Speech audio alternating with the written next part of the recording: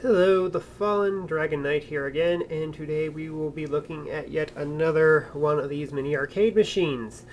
This one being the My Arcade Micro Arcade Bad Dudes machine.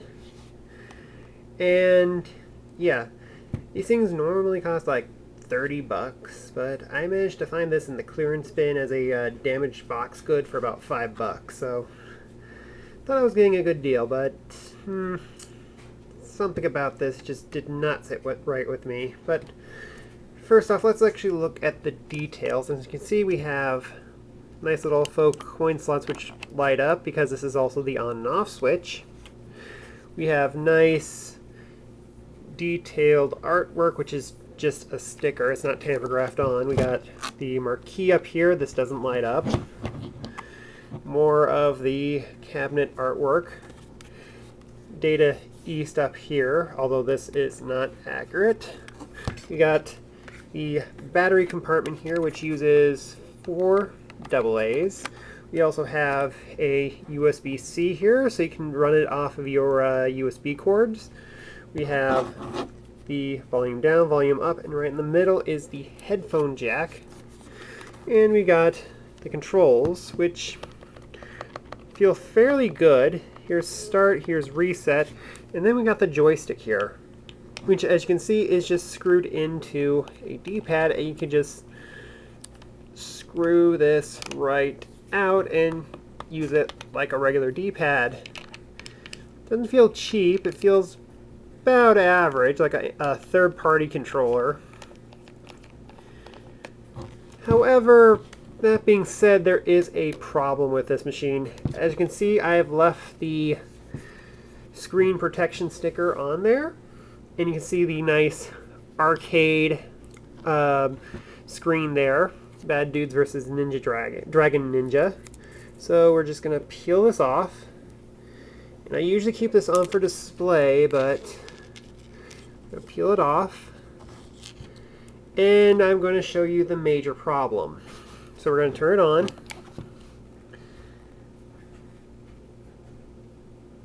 And wait for it.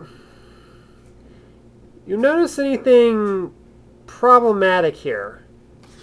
Yes. That is not the arcade game. As you can probably tell, this is the NES ROM.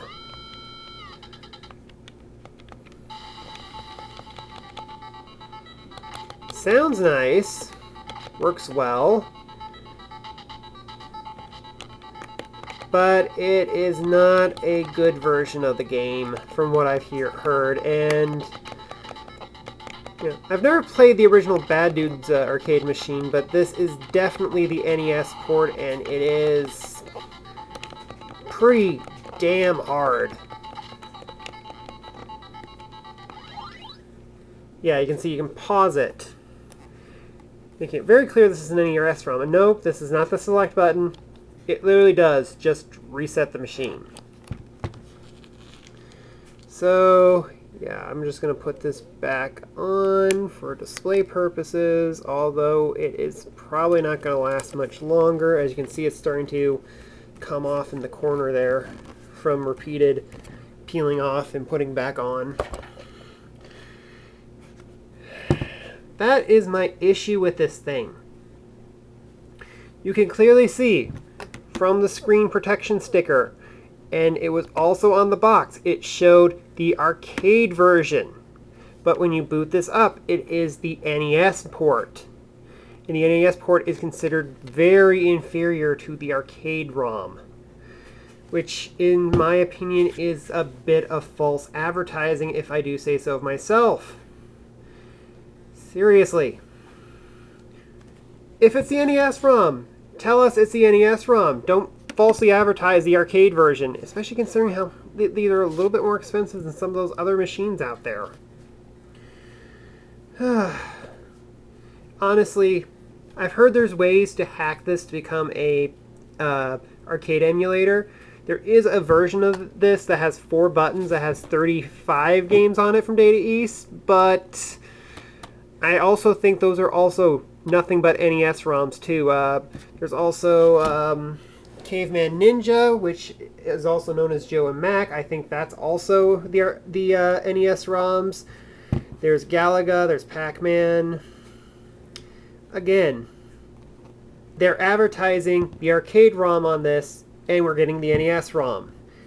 If someone knows how to hack this and get this to actually run arcade ROMs on it, please let me know, because I want this to run arcade emulation. With that out of the way, let's get some size comparisons. And here's my not Nova Prime, and he fairly fits there quite well. He's a pretty wide guy, so he fits the very wide marquee. Here's my reproduction Rodimus that came out over Christmas at Walmart. And his legs, there we go. He's about the size it needs to be. A little wide for him. Let's get my Figma Dark Magician Girl. She is on a base, but that kind of works. And then, of course, for the last thing is the figure I have this displayed with is my Battle Maid, and I always have her on like so. Kind of looks okay, but it definitely looks a little wide for her.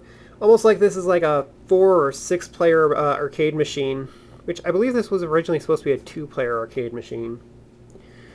So yeah, nice display. Pretty big. In fact, I think this is supposed to be a lot thinner. Very wide, so you can get multiple figures standing on this thing, but as a display piece, it's good. As an actual machine, it plays well, but the fact that it lies about what it is definitely is a very bad thing. Please always remember, these are probably going to be the NES ROMs, not the arcade ROMs. And seriously, the keychain I reviewed, you can clearly see that's not the original arcade ROM, but they don't lie about it. The arcade classics machines that are in Walmarts, those are also not the arcade ROMs, but you can play it and see for yourself that's not the arcade ROM. This thing, you can't demo it. It has a sticker on the screen, so you can't see what it runs. So yeah, I'm seriously going to be griping about this because I feel like I just got scammed on this thing. Seriously, if this thing has NES ROMs, tell us it's the NES ROM so that we know what we're getting.